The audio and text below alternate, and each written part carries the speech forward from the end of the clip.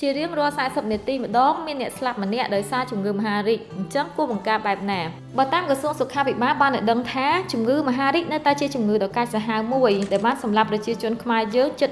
14000នាក់ក្នុងមួយឆ្នាំស្មើនឹងអត្រាខ្ពស់ដល់ទៅ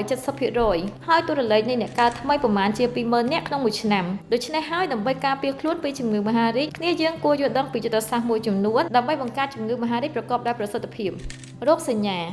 និងរោគសញ្ញាមួយចំនួនដែលបង្កឡើងដោយជំងឺមហារីកគឺអាស្រ័យទៅលើទីតាំងដែលកើតឬរងផលប៉ះពាល់ហើយរោគសញ្ញាទូទៅមួយចំនួនដែលយើងចាំបាច់គួរកត់សម្គាល់រួមមានអស់កម្លាំងដុំពកនៅខាងក្រោមស្បែកប្រែប្រួលទម្ងន់ស្បែកប្រែប្រួលដូចជាស្បែកឡើងលឿងឬដំបៅមិនងាយជាប្រែប្រួលការបន្ទោបង់ក្អកមិនបាត់ឬពិបាកដកដង្ហើមពិបាកលេបអាហារឈឺសាច់ដុំឬសន្លាក់បែកញើសពេលយប់ហូរឈាមឬមានស្នាមជាំដែលគ្មានមូលហេតុបង្កជាទូទៅជំងឺមហារីកកើតឡើងបណ្ដាលមកពីបម្រែបម្រួល DNA នៅក្នុងកោសិកា DNA នៅក្នុងកោសិកាមួយត្រូវបានរុំព័ទ្ធដោយសែនជាច្រើនហើយបញ្ជូនការណែនាំអំពីការបំពេញមុខងាររបស់កោសិកានីមួយៗក៏ដូចជាការលូតលាស់ព្រមទាំងការបែងចែកយ៉ាងណាមិញកំហុសឆ្គងនៃការណែនាំនេះដែរក៏អាចបញ្ឈប់ការបំពេញមុខងារប្រក្រតីនៃកោសិកានិងអាចឲ្យកោសិកាប្រែទៅជាកោសិកាមហារីកបានដើម្បីកាត់បន្ថយហានិភ័យនៃជំងឺមហារីកដែលរួមមានឈប់ជក់បារី